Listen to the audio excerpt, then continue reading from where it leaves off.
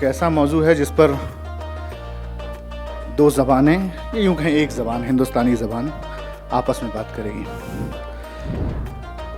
Justice शबीउल Hasan Shastri साहब हमारे दरमियान हैं।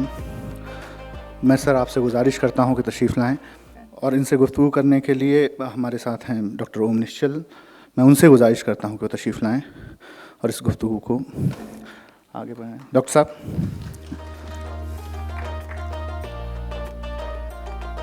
ज़बान, ज़िंदगी और शायरी की अदालत, इस अदालत में किसको सज़ा होगी, कौन बरी होगा, आपके हवाले। आज जश्न अदब के स्थापना दिवस पर ये ख़ास सत्र है। हम लोग हालांकि किसी न किसी प्रत्यक्ष अप्रत्यक्ष किसी न किसी अदालत में होते हैं और हमारे फैसले कभी सुरक्षित होते हैं, कभी फैसले लिए जाते हैं, अनुकूल होते हैं या कि प्रतिकूल होते हैं, ये अलग बात है। लेकिन हमारे मंच पर जब माननीय न्यायमूर्ति शबीउल हसनैन शास्त्री साहब हों और जो न्याय जगत और अदबी जगत दोनों से जिनका ताल्लुक बहुत ही सघन हो, जो इलाहाबाद हाई कोर्ट के माननीय न्यायमूर्ति रह चुके हों और वर्तमान में ये हम लोगों का सौभाग्य है कि दिल्ली विद्युत नियामक आयोग, दिल्ली इलेक्ट्रिसिटी रेगुलेटरी कमीशन के अध्यक्ष हैं और आज जश्न अदब के मंच पर हैं। हमारे लिए ख़ास ये है कि हम जिस इलाके अवध से आते हैं वहीं से इनके तारुफ में है कि दांदूपुर इलाहाबाद के निवासी हैं और लखनऊ विश्वविद्यालय से कानून की तालीम ली है और भारत सरकार और उत्तर प्रदेश गवर्नमेंट के स्टैंडिंग काउंसिल के रूप में रिप्रेजेंट किया है और UP power corporation, Uttar Pradesh मंडी परिषद और बहुत सारे प्राधिकरणों और प्रतिष्ठानों के काउंसिल रह चुके हैं। अवध बार एसोसिएशन के सक्रिय सदस्य और विभिन्न पदाधिकारी पदों पर रहे हैं। लखनऊ विश्वविद्यालय की एग्जीक्यूटिव काउंसिल के 3 बार सदस्य रहे और KGMC जो अब KGMU है और उसके बोर्ड ऑफ मैनेजमेंट में मेंबर के रूप में रहे। 2008 में वे एडिशनल जज बने इलाहाबाद हाई कोर्ट के और 2010 में वे जज के रूप में।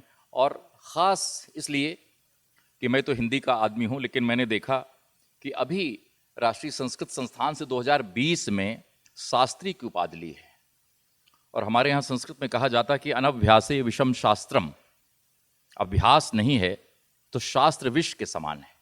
नहीं, आप जिस क्षेत्र में सक्रिय हैं, जैसे कानून के तो शास्त्री हैं और जितनी बड़ी बड़ी डिग्रियां आचार्य होती वो तो हैं, बिल्कुल बहुत अच्छी बात। लेकिन संस्कृत में, किसी भाषा में, और जिस भाषा के बारे में कहा जाता हो कि सभी भारतीय भाषाओं की जननी है और वो है भी, लेकिन उस भाषा के बोलने वाले नहीं मिलते और जब थोड़ी कठिन हिंदी इसी देश में बोली जाए तो लोग ये पूछते हैं कि ये किस देश प्रदेश की भाषा है। और ऐसे में माननीय न्यायमूर्ति के रूप में कार्य करते हुए और उस हाई कोर्ट में या सुप्रीम कोर्ट की जो व्यवस्था है जहाँ पर हिंदी और हिंदुस्तानी ज़बानें नहीं हैं, प्रायः उनका अस्तित्व बहुत ही नगण्य है। वो वारंट्स ऑफ अपॉइंटमेंट्स वगैरह में तो है, लेकिन न निर्णयों में है न उसकी कार्यवाहियों में है। तो ये ऐसे मुल्क में जहाँ पर भारतीय संविधान में 8वीं अनुसूची में, 8th शेड्यूल में 22 राष्ट्रभाषाएं हैं। अंग्रेजी नहीं है, लेकिन अंग्रेजी हमारी राजभाषा है, ऑफिशियल लैंग्वेज है। हिंदी भी ऑफिशियल लैंग्वेज है। बाकी राष्ट्रभाषाएं हैं, लेकिन अंग्रेजी उसमें शामिल नहीं है। लेकिन उसका जो आदर है, उसका जो रुतबा है, वो आप लोग देख ही रहे हैं। खैर, यहाँ पर जो आज का जो मसला है वो ये है कि शायरी और ज़िंदगी की अदालत और ज़बान, ये जो त्रिकोण है, मुझे लगता है कि इसमें हसनैन साहब जो तमाम क्षेत्रों में जिसे बहुवस्तुस्पर्शी प्रतिभा कहा जाता है और एको हम बहुश्याम, जो हमारी शास्त्र कहते हैं कि एक ही है वो बहुतों में परिवर्तित है। बहुत सारे उस एक में समाहित हैं। ऐसे माननीय न्यायमूर्ति हसनैन साहब यहाँ पर हैं, उनका बहुत बहुत स्वागत और अभिनंदन। और आज की जो गुफ्तगू है, हमारे पास समय कम है, हम चाहेंगे कि वे ज़्यादा से ज़्यादा बोलें, मेरी कुछ जिज्ञासाएं रहें। मैं तो ये कहूँगा, जिस ज़बान को हम डिस्कस करते हैं, जिस ज़बान में ये जश्न अदब हो रहा है, हम अपनी बातें एक दूसरे तक शायरी के माध्यम से या गद्य के माध्यम से, बोलचाल के माध्यम से और तमाम शैलियों के माध्यम से, जो कि लिखने पढ़ने की शैलियाँ हैं, उनमें हम करते हैं। तो ये कला की अनिवार्य शर्त है कि आप बोलना सीख जाएं, तो उसको किस तरीके से बोलना है।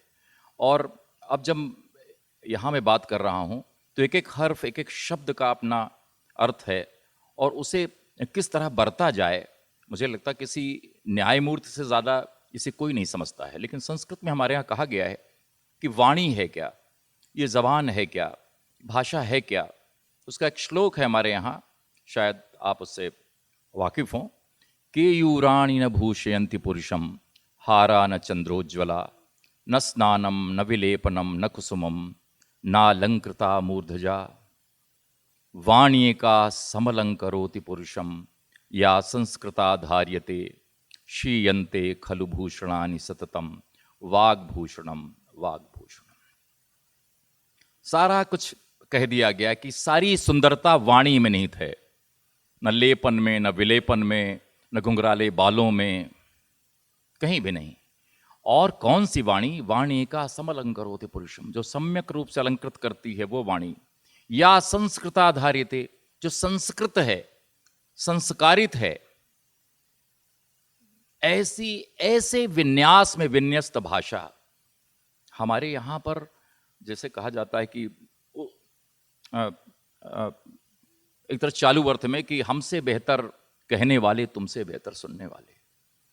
तो आज ये मौका है कि हमारे यहाँ जो भाषा की परिभाषा है, उसे माननीय न्यायमूर्ति साहब किस रूप में देखते हैं।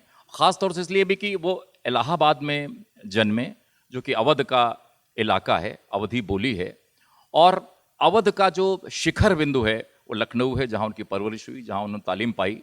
और लखनऊ की जो नज़ाकत है वो उसके साथ मिली जुली है। और इतने वक्त जिसने भाषा में, जिसने अपने रहन सहन में सीखा हो, मुझे लगता है कि वो शायद ज़बान का अर्थ ज़्यादा अच्छे तरीके से हमें समझा सकता है। तो मैं हसन साहब आपसे ये जानना चाहूँगा कि ये जो ज़बान है, अंग्रेज़ी में काम करते हुए और लखनऊ और इलाहाबाद में परवरिश पाते हुए और ऐसी ही मीठी ज़बान बोलते हुए, ये जो विभिन्न भाषाओं का जो हमारे यहाँ एक तरह का कॉकटेल है, आज कोई भी व्यक्ति इतनी शुद्ध हिंदी नहीं बोल सकता, शुद्ध अंग्रेजी नहीं बोल सकता, शुद्ध वो कोई भी भाषा नहीं बोल सकता। शुद्धता शायद भाषा के विरुद्ध है, भाषा वही है जो अशुद्ध हो, ऐसा माना जाता है। तो हम चाहेंगे कि भाषा क्या है, ज़बान आपके लिए क्या मायने रखती है, ये बताएं।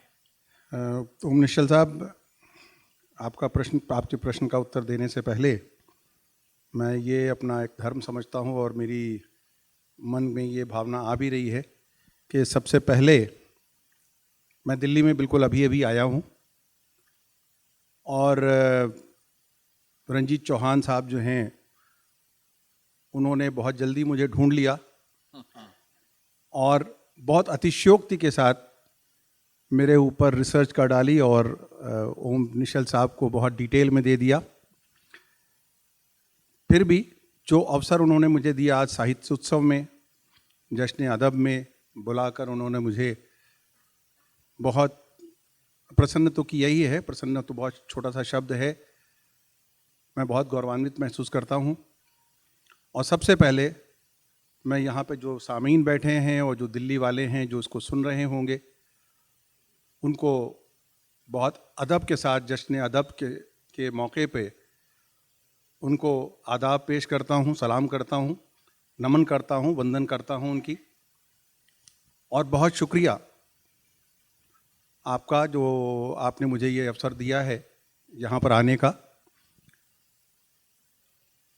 बहुत सी बातें ओम निश्चल साहब ने कही, और जब कोई ज्ञानी व्यक्ति बहुत से प्रश्न एकाएक कर देता है तो निर्णय लेने में कठिनाई होती है। संस्कृत के बारे में काफ़ी बात हुई अभी, और आगे चर्चा भी होगी। मैंने संस्कृत बहुत लेट स्टेज में सीखी, और उसका एक ध्येय था। मुझे ये शास्त्री की जो उपाधि है, इसको प्राप्त करने में लगभग 8 वर्ष लगे हैं। इसलिए नहीं कि मैं बहुत खराब छात्र था, परंतु विशेष कारण ये है कि जैसे निश्चल साहब ने कहा अभी,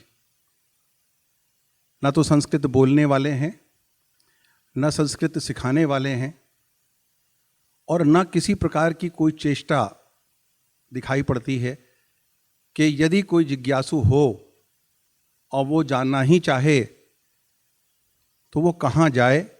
ये एक बहुत बड़ा प्रश्न है। मैं बहुत डिटेल में नहीं बताऊंगा आपको, लेकिन ये 3 साल की जो उपाधि है उसको प्राप्त करने में 8 वर्ष लगे। 2-3 वर्ष तो ये ढूंढता रहा कि कहाँ जाऊं। प्राइमरी कक्षा में मना कर दिया गया कि आप हाईकोर्ट के जज हैं, आप प्राइमरी कक्षा में नहीं जा सकते। विश्वविद्यालय में जाने की मैं योग्यता नहीं रखता था, तो मध्यम मार्ग कोई था नहीं। गुरु जितने थे जो सिखा सकते थे, उन्होंने कहा कि जज के रूप में ट्यूशन नहीं दूंगा, क्योंकि उनको लगा कि शायद ये बहुत ही दुष्कर कार्य होगा उनके लिए। तो बड़ी मुश्किल से हिंदी राष्ट्रीय संस्कृत संस्थान जो है, वहाँ से एक डिस्टेंस एजुकेशन कोर्स होता है, उसके तहत मैंने ये विद्या ग्रहण करने का प्रयास किया। और अभी भी ये डिग्री मिल जाना एक अलग बात है, लेकिन जो स्थिति है वो ये है कि किंचित संस्कृतम जानामि, अधिकम संस्कृतम ज्ञातुमिच्छामि। अभी इसको जानने की प्रयास चल रहा है, क्योंकि संभाषण का अवसर नहीं मिलता निश्चल साहब। तो ये तो संस्कृत की बात है। यहाँ से निश्चल साहब के साथ रह के कुछ और सीखने का प्रयास करूँगा। भाषा का प्रश्न ये है कि भाषा क्या है और भाषा को किस प्रकार डिफाइन किया जाए, ये कभी भी संभव नहीं हो पाया आज तक। चाहे अंग्रेज़ी में हो, वर्ड्सवर्थ से लेके शेक्सपियर तक, और सब ने बहुत सी डेफिनेशंस दी हैं। संस्कृत में भी आचार्य विश्वनाथ का है, काव्यम रसात्मकम वाक्यम रसात्मकम काव्यम। तो जिसमें रस है, जिस वाक्य में रस है, वही काव्य है। उर्दू में बहुत सी डेफिनेशन दी गई। अकबर इलाहाबादी ने कहा कि इश्क को दिल में जगह दो अकबर, इल्म से शायरी नहीं आती। तो शायरी पीएचडी वालों की विरासत नहीं है, एमए करने वालों की विरासत नहीं है। कबीर भी शायर हो सकते हैं और रहीम भी शायर हो सकते हैं। तो शायरी एक माध्यम है जो दिल से कोई आवाज़ निकलती है और वो तरंग में बदल जाती है, जब तो शायरी हो जाती है। उसको डिफाइन करना बहुत मुश्किल है। कभी कभी जो बातें गद्य में कही जाती हैं वो भी पोइट्री से ज़्यादा असरदार होती हैं और दिल को छू लेने वाली मार्मिक होती हैं। तो पोइट्री की डेफिनेशन करना मुझे नहीं लगता है कि ये संभव है, हालांकि प्रयास इसके हमेशा होते रहे हैं। अभी आपने अपनी जब प्रस्तुति कर रहे थे तो आपने कहा सिर्फ वाह से नहीं, आह से है, तो बिल्कुल सही है। बहुत पुराना वो है, पंत जी ने शुरू में ही कहा था, वियोगी होगा पहला कवि, आह से उपजा होगा गान, निकल कर नैनों से चुपचाप बही होगी कविता अनजान। तो कविता कभी आह के रूप में और कभी वाह के रूप में निकलती है, कभी खुशी का एक्सप्रेशन होता है, कभी दर्द की आवाज़ होती है, कभी डर और खौफ का एहसास भी शायरी में बदलता है, कभी रोना और उसका एक्सप्रेशन, उर्दू में उसे नौहा कहते हैं, वो शायरी की पराकाष्ठा पे पहुंचती है। और बड़े बड़े शायर उर्दू में गुजरे हैं, मीर अनीस जो कि पूरी शायरी गम की शायरी है, और बहुत बहुत बड़े बड़े मरसिए हैं। तो मेरे ख़्याल से निश्चल साहब, मैं अपने आप को ये निर्णय देने में अक्षम पाता हूँ, और यही मेरा फ़ैसला है। आगे के कोई प्रश्न हो तो बताएं। मैं ये जानना चाहता हूँ, देखिए आप निश्चित रूप से उस ज़मीन से हैं जो भाषा की दृष्टि से बहुत उर्वर है, जहाँ का लोकेल, जहाँ की स्थानीय भाषाएं जो हिंदी को समृद्ध करती हैं या उर्दू को समृद्ध करती हैं, अंग्रेजी को जैसे लैटिन करती हैं, ग्रीक के बहुत अन्य भाषाएं। तो मेरा ये कहना है कि जो इतनी तरह की पंचमेल खिचड़ी है, हमारे यहाँ भाषा कितने स्वरूप हैं, और जिस भाषा में शायरी आज उसका मेयार अलग है, अपने मानक पर वो कहाँ खड़ी है। हम उस क्षेत्र से आते हैं जहाँ पर किसी भी ज़बान में वो महारत रखना बड़ी मुश्किल हो जाती है। और मुझे लगता है कि अभी अखबारों में भी आया था कि हिंदी में कितने बच्चे फेल होते हैं। हमारे यहाँ भाषा का जो कवच कुंडल है वो इतना दैन्य क्यों है? नंबर एक, भाषा की चूड़ियाँ कसी क्यों नहीं है? हिंदुस्तान में हिंदी है, अन्य भाषाएं हैं, इतने अच्छे अध्यापक हैं, हमारी परंपरा नालंदा, तक्षशिला इत्यादि की है। और जहाँ पर हमारे यहाँ आरण्यक, उपनिषद और तमाम ग्रंथ और मतलब वो उर्दू में या हिंदी में या संस्कृत में, यानी सदियों से एक ऐसी चली आ रही भाषिक परंपरा है, वहाँ पर ये जो लोक समुदाय है, भाषा में इतना उजड्ड क्यों है? जबकि धूमिल जैसे बड़े कवि को, जो बनारस के आसपास के रहने वाले थे, ख्योली के, उनको कहना पड़ा कि भाषा में भदेश हूं, इतना कायर हूं कि उत्तर प्रदेश हूं। ये जो खिचड़ी है, पंचमेल खिचड़ी है, आक्रोश में हमारी भाषा बदल जाती है। भाषा और संस्कार का जो रिश्ता है, उसे किस तरह से एक व्यक्ति के रूप में, न्यायमूर्ति से अलग, क्योंकि वहां तो आपकी एक फ्रेम्ड भाषा है जिसमें आप बात करते हैं, तो कैसा महसूस करते हैं? भाषा के लिए आपने जो बात कही है वो बहुत गंभीर है। ये ऐसी वार्ता में जिस तरह हम लोग बैठे हुए हैं, इस पर बहुत चर्चा नहीं हो सकती, लेकिन ये प्रश्न आपका बहुत ही गंभीर है और इसका उत्तर भी थोड़ा दुखदाई है। देखिए, समस्या ये है कि कोई भी व्यक्ति जब पैदा होता है तो सोशियोलॉजी के हिसाब से उसकी 7 स्टेजेस होती हैं एक लेवल पे पहुंचने की, और सबसे पहले उसके अंदर जो स्टेज होती है वो होती है भूख की।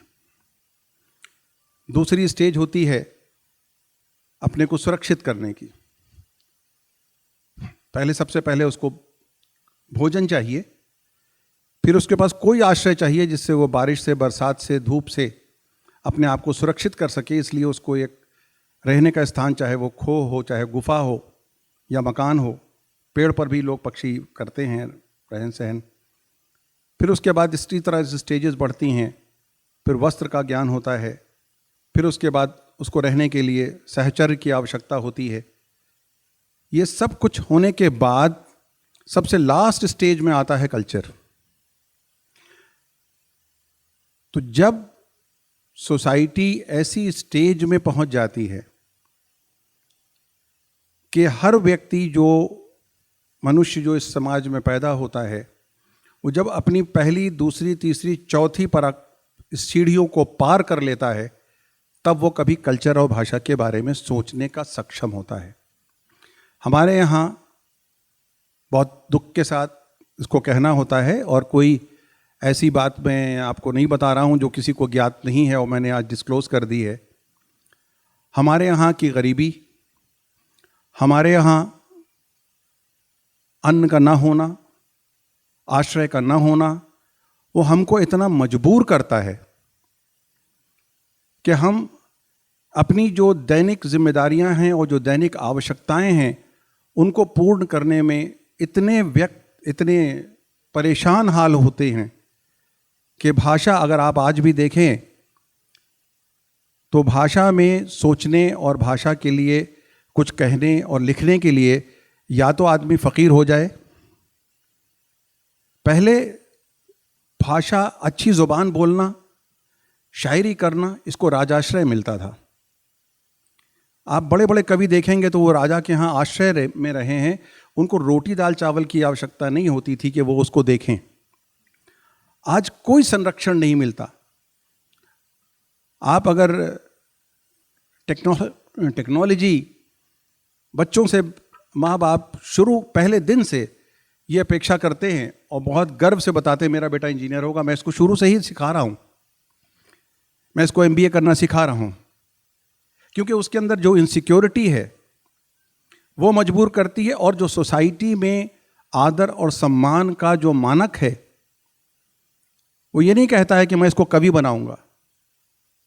कभी वो बन जाता है, उसके अंदर टैलेंट होता है, लेकिन कभी आप किसी माँ बाप से पूछें कि तुम अपने बच्चे को क्या बनाना चाहते हो, तो आप देखिएगा कि, और विशेष रूप से जो कवि होगा, वो कभी नहीं कहता कि मैं अपने बेटे को कवि बनाना चाहता हूँ। ये त्रासदी है। ऐसे में जब राजाश्रय नहीं है और पेट की आग उसको मजबूर कर रही है कि पहले वो अपने और अपने बच्चे के लिए रोटी का इंतजाम कर दे, तब वो भाषा सीखे, तो ऐसे में भाषा उसके लिए केवल अभिव्यक्ति का माध्यम रह जाती है, सौंदर्य और अलंकार का माध्यम नहीं बनती है। ये एक समस्या है जिसको हमें देखना पड़ेगा। हम और आप भी आज अगर कुछ लिटरेचर पढ़ पाते हैं या देख पाते हैं, आप तो कवि भी हैं, मैं तो किसी लायक नहीं हूँ, मैं कवि नहीं हूँ। आप लोगों के सोहबत में बैठ कर जो कुछ मैंने सीखा हो, अभी काफ़ी लोग यहाँ पर साहब मुझे मिले, अब्दाली साहब हैं, वो शायर हैं, लेकिन बहुत बड़े अफसर भी हैं। आप भी किसी पोस्ट से लगे हुए होंगे, मैं भी कहीं पर हूँ जहाँ पर मुझे ये घर जाकर ये नहीं सोचना है कि मेरे बच्चों ने खाना खाया होगा कि नहीं, तब हम बैठकर अलंकार और सौंदर्य की बात कर रहे हैं। ये बात, इसके ऊपर चर्चा अगर हम प्लेटफॉर्म पे बैठे हुए जो कुली हैं, जो मजदूर हैं, उनके साथ भी अगर हम कर सकें, तब हम उस आर्थिक स्थिति में और उस सामाजिक स्थिति में होंगे जब हम कहें कि सौंदर्य क्या होता है, अलंकार किसे कहते हैं, भाषा में शैली होती है कि नहीं होती, वाणी में व्याकरण होना चाहिए कि नहीं होना चाहिए। ये जज़्बी ने अपनी एक बहुत अच्छी नज़्म लिखी थी, फितरत के पुजारी कुछ तो बता, क्या हुस्न है इन गुलजारों में, है कौन सी रानाई इसमें, इन फूलों में, इन खारों में, मुझको तो जुनूं होता ही नहीं, मुझको तो फुसूं होता ही नहीं, मैं भूल रहा हूँ, मुझको तो जुनूं होता ही नहीं जब रहता हूँ गुलजारों में। और आखिर में वो कहता है कि जब जेब में पैसे होते हैं, जब पेट में रोटी होती है, उस वक्त ये ज़र्रा हीरा है, उस वक्त ये ज़र्रा मोती है। बहुत अच्छा, बहुत खूब। बड़ी तवील नज़्म है उसकी, लेकिन ये एक हकीकत है और इस सच्चाई से निकल कर ही सत्य निकल सकता है। और जो प्रश्न आपने किया, तो मैंने कहा था कि ये बहुत गाढ़ा और बहुत ही दुखदाई सत्य है और इसके ऊपर गहन चर्चा की आवश्यकता है। और स्टेट हमारे साथ एक मजबूरी है कि बग़ैर स्टेट के ऊपर कमेंट किए हुए बात नहीं बनती। हालांकि वो बड़ा पॉलिटिकल हो जाता है, and I will try to avoid any political comment anywhere. लेकिन समस्या यह है कि हम लोकतंत्र में हैं। जब हम लोकतंत्र में होते हैं तो हर एक इकाई सत्ता का भागीदारी होता है। तो जब सत्ता का भागीदारी होता है तो उसको हर चर्चा में सत्ता की बात करनी पड़ती है। तो हम सत्ता को भाषा के सब्जेक्ट के ऊपर मूक पाते हैं। कोई संवेदना ही नहीं है वहाँ पर।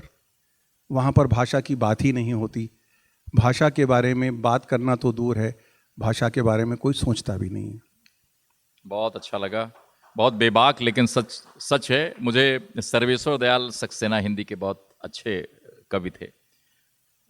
उनकी एक कविता है छोटी सी कि गोली खाकर एक के मुंह से निकला राम, दूसरे के मुंह से निकला माओ, तीसरे के मुंह से निकला आलू। पोस्टमार्टम की रिपोर्ट थी कि पहले दो के पेट भरे हुए थे। तो ये जो भाषा का रिश्ता है, जो कि व्यवस्था की निचली पायदान पर है, सबसे निचली पायदान पर है भाषा और संस्कृति, वो बात आपने कही।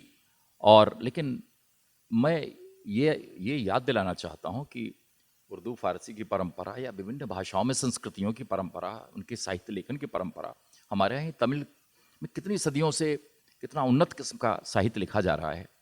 एक समय ऐसा भी था हमारे यहाँ, कालिदास कालीन भारत, जब राजा भोज कहीं गुजर रहे थे घोड़े पर से, एक लकड़हारा उन्हें मिलता है, वो बोझ लादे हुए है लकड़ियों का, झुका जा रहा है, और एड़ लगा के राजा उससे पूछते हैं किम भारह बाधती, भाई इतना बोझ लादे हुए तो बहुत ज़्यादा बड़ा गट्ठर, बड़ा कष्ट हो रहा होगा। अवधि में अगर कहें ए भैया बुझवा बहुत कष्ट देता है ना, यही भाषा अपनी। तो किम भारह बाधती, तो लकड़हारा भार के कष्ट से नहीं, भाषा के गलत प्रयोग से दुखी हुआ। और राजा यानी राजन्य शक्तियों से भी वो लकड़हारा नहीं घबराया। इतना सच्चाई, इस सच्चाई का साहस। वो कहता न भारह बाधते राजन, न भारह बाधते राजन यथा बाधति बाधते। बाधत क्रिया गलत है, बाधते बाधेते बाधनते ये रूप चलता है। तो ये हमारे यहाँ की ये परंपरा है कि लकड़हारा राजा भोज को भी ये कह सकता था कि महाशय ये आपका व्याकरण गलत है भाषा का। खैर चलिए बात, अब ये एक चीज़ ज़रूर मैं लौटूंगा कि मतलब इस उम्र में जब आप उत्तर जीवन की तरफ हैं, तब क्या सूझी आपको? यद्यपि इसके पहले भी मैं कहना चाहता हूँ, तालस्ताय का उदाहरण 75 साल के थे, शिखर पर थे, शिखर कथाकार थे। एक बार बच्चे कुछ मिलने गए रूस में, तो वो दूर कहीं गांव में गए हुए थे, वो बच्चे वहाँ खोजते खोजते चले गए, झुके हुए थे सारे ग्रामीणों के बीच, और कुछ लिख रहे थे, वे कुछ बोल रहे थे, कुछ बुदबुदा रहे थे, बातचीत चल रही थी। क्या कर रहे हैं यहाँ पे? हम लोग मिलने आए थे। कह रहे मैं इन ग्रामीणों के बीच में रूसी सीख रहा हूँ। 75 साल का व्यक्ति, ये बात हमें रामविलास जी ने बताई, रामविलास शर्मा जी, हिंदी के बड़े आलोचक। तो मैं ये जानना चाहता हूँ कि इस उम्र में, यद्यपि तालस्ताय वाली उम्र में आप नहीं हैं, लेकिन इस उम्र में ऐसा क्या हुआ? अंग्रेजी आपको आती है, हिंदी आपको आती है, और इतनी काफ़ी है अभिव्यक्ति के लिए। शास्त्रीय करने के पीछे क्या जुनून, क्या सूझ थी आपकी, और इसे करके क्या हासिल किया उस उपाधि के अलावा? निश्चल साहब, आपने बहुत ही मार्मिक एक प्रश्न किया है, जो बहुत ही पर्सनल है।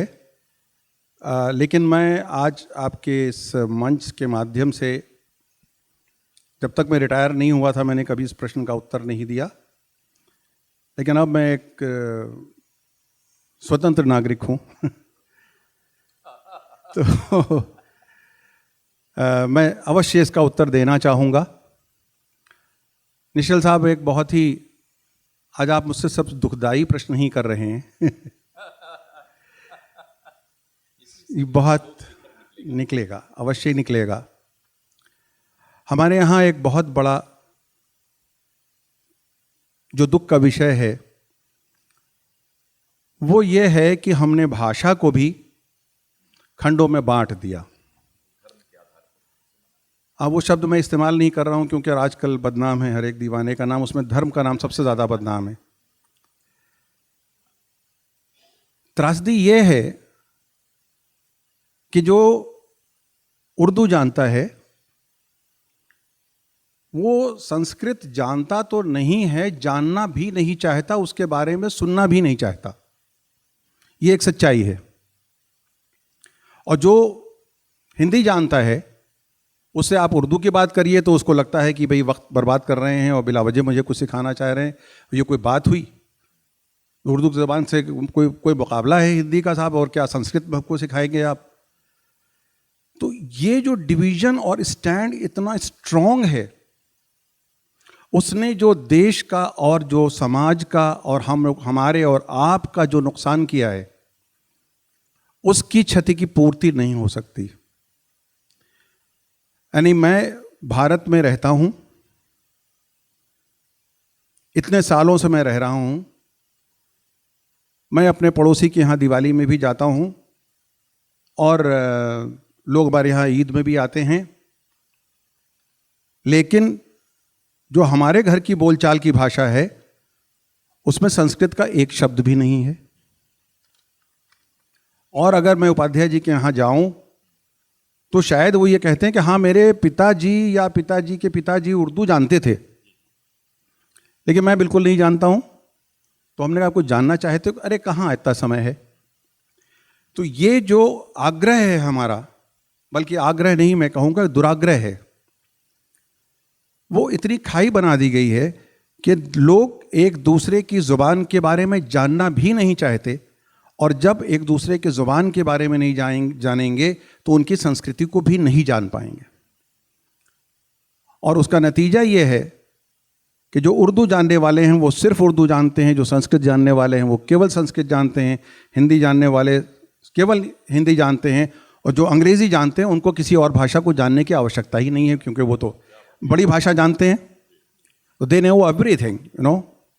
तो इसलिए मुझे एक दिन अचानक ये ख्याल आया कि ईश्वर की अनुकंपा है। मैं जब इंटरमीडिएट में था तब भी मेरे 75% के 70% करीब हिंदी में थे, और मैं हाई स्कूल में था तब भी हिंदी में भी मेरे अंक ठीक ठाक आए थे।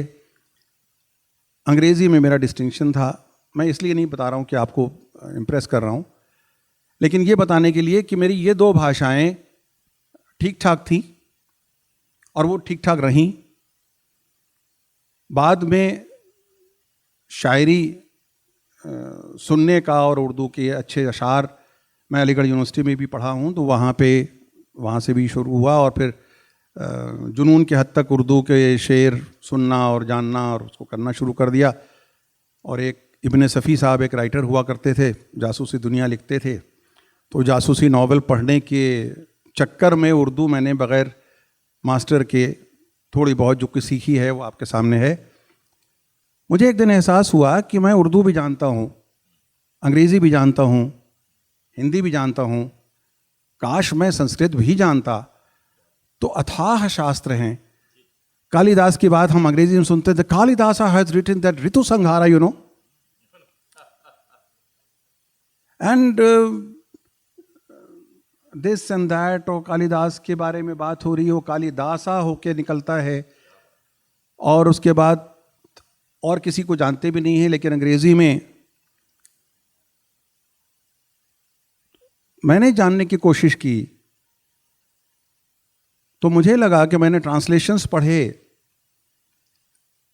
तो जब कालिदास को मैंने पढ़ा और उसके ट्रांसलेशंस पढ़े तो मुझे जो उपमा मिली, जो मेघदूत में मुझे उपमा मिली और जो अलंकार मिला, दो इट वॉज ट्रांसलेशन, लेकिन उस ट्रांसलेशन में भी जो वैरायटी थी, तो मुझे लगा कि कहीं कहीं उर्दू के कुछ बड़े शायरों को भी सरपास करता है वो, और कहीं कहीं लगा कि ये तो यहाँ भी है। इस तरह की उपमा तो गालिब भी कहते हैं, लेकिन गालिब वाले ये नहीं जानते हैं कि कालिदास ने भी इस तरह की उपमा लिखी है। भूपत रन गाय के।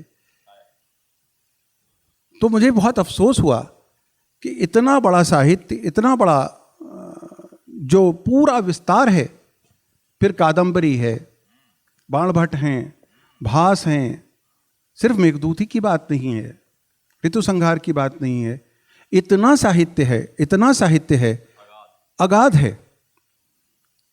तो मुझे एक बहुत बड़ी, अपने लिए एक बहुत बड़ी हानि का आभास हुआ कि हे ईश्वर, मैं इतनी बड़ी संस्कृति के बीच में रहता हूँ, मैं भारत में रहता हूँ, और ये सब कुछ यहाँ मेरे सामने पड़ा हुआ है, अब मैं उसको नकार रहा हूँ only because I don't want to learn, या मुझे किसी ने कभी सिखाया नहीं, या कभी किसी ने मुझे अवसर दिया नहीं, तो क्या मैं अपने आप से भी प्रयास न करूं?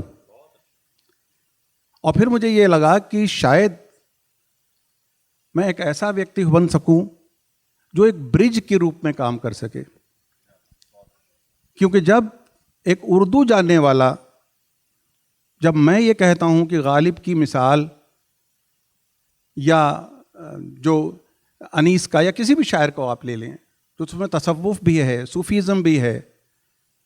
सूफीज़म को आप जब देखने लगेंगे तो आपको संस्कृत में इतना पैरेलल मिलेगा, इतना पैरेलल मिलेगा कि आप धन्य हो जाएंगे। तो मुझे ये लगा कि मे बी हो सकता है कि मैं कोई एक ऐसा कार्य करूं कि मैं बताऊं उर्दू वालों को कि देखो संस्कृत में ये है, और संस्कृत वालों को भी मैं उर्दू के शेर सुना सकूं, और उनको बताऊं कि देखो सिर्फ कालिदास ने नहीं, मीर तक़ी मीर ने भी फ़लसफ़े में बहुत कुछ कहा है, या इक़बाल की जो शायरी है उसके अंदर जो फ़िलॉसफ़ी है वो भी तमाम वादों पे कभी कभी भारी पड़ता है।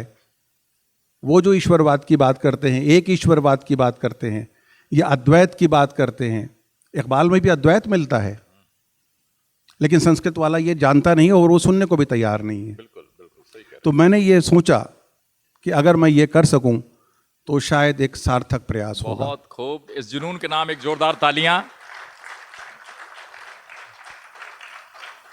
मुझे लगता है कि जो लोग इस जश्न अदब के मंच को देख सुन रहे होंगे, उनको प्रेरणा मिलेगी कि कोई भी भाषा, कोई भी इल्म किसी भी उम्र में सीखी जा सकती है या सीखा जा सकता है।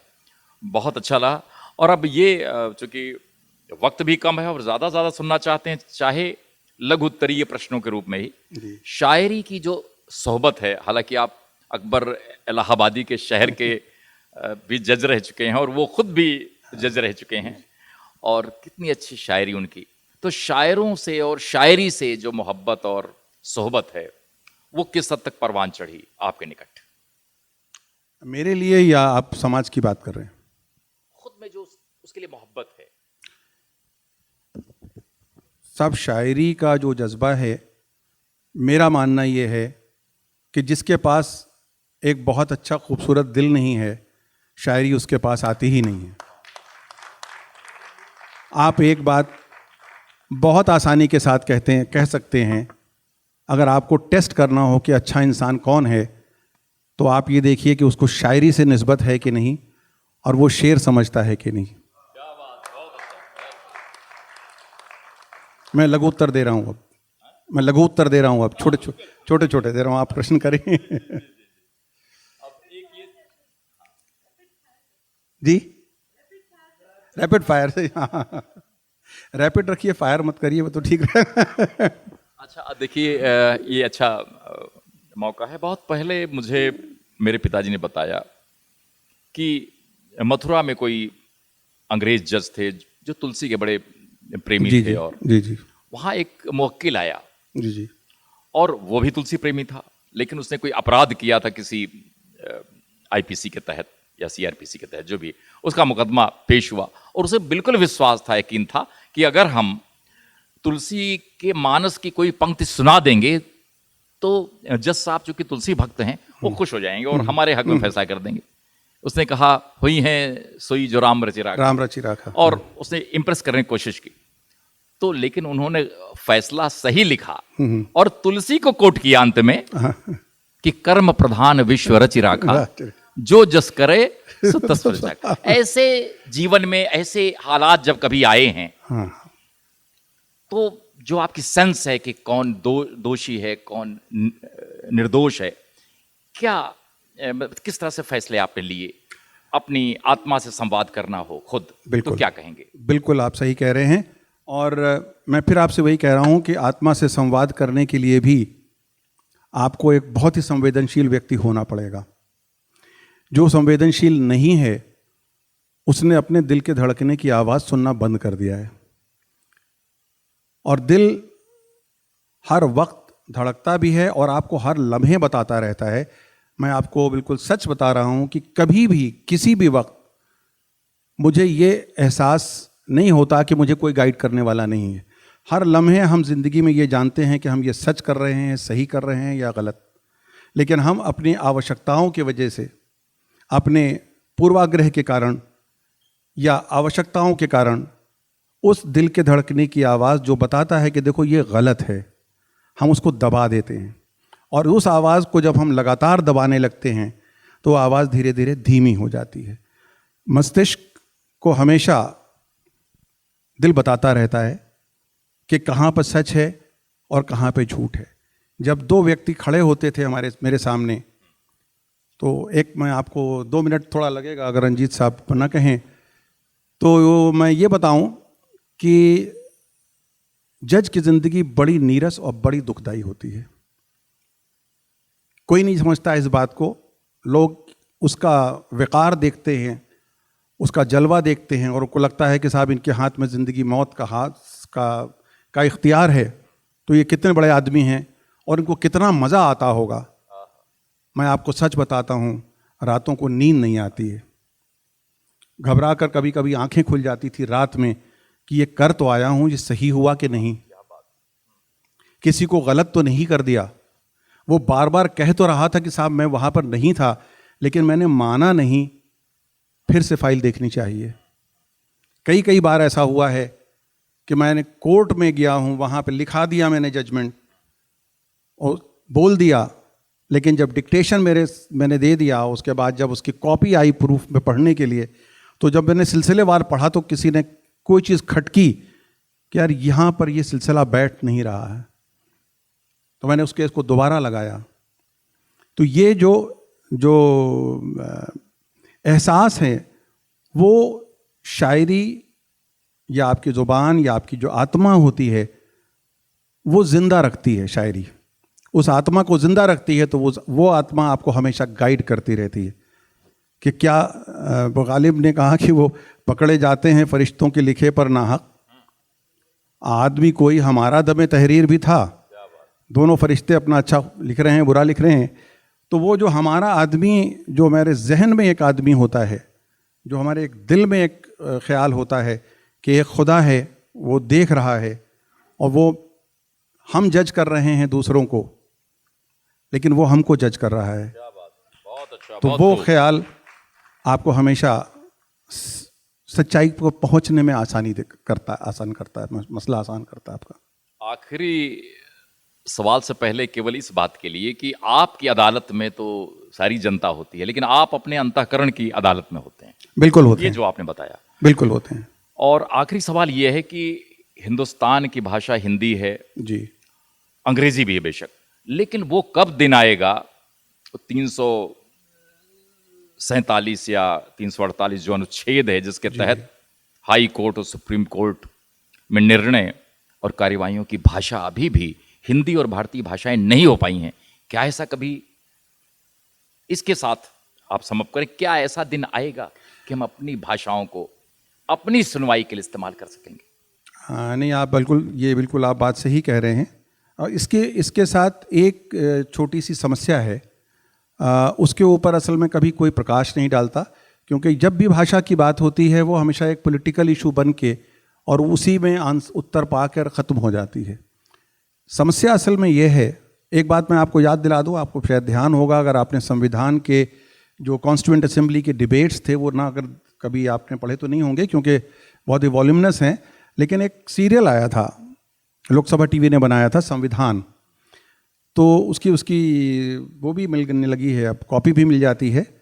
कभी आपको मौका मिलेगा तो देखिएगा, जो सबसे ज़्यादा लंबा डिबेट चला है कॉन्स्टिट्यूएंट असेंबली में वो भाषा के ऊपर चला है कि भारत की भाषा क्या होनी चाहिए। लेकिन रीजनल जो इंसिस्टेंस था उसके वजह से बहुत दिनों तक उस पर चर्चा चली, बहुत ज़बरदस्त चर्चा है, और उसके बाद फिर वो हिंदी पे तय हुआ कि हम हिंदी बनाएंगे।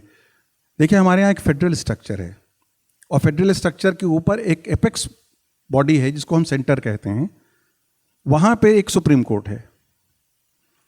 सुप्रीम कोर्ट की समस्या यह है कि उसके जो जजमेंट्स होते हैं वो कर्नाटका में भी उतने ही एप्लीकेबल होते हैं जितने यूपी में एप्लीकेबल होते हैं।